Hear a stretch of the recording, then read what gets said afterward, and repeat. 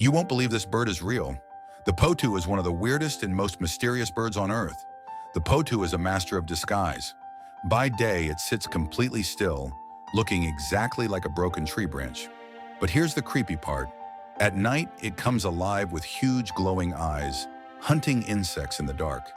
Therefore, it's rarely seen by humans, making it one of the most elusive birds in the world. And get this, it even sings in a haunting, ghostly voice that echoes through the forest. Imagine hearing that in the middle of the night. So is it a bird or a forest spirit?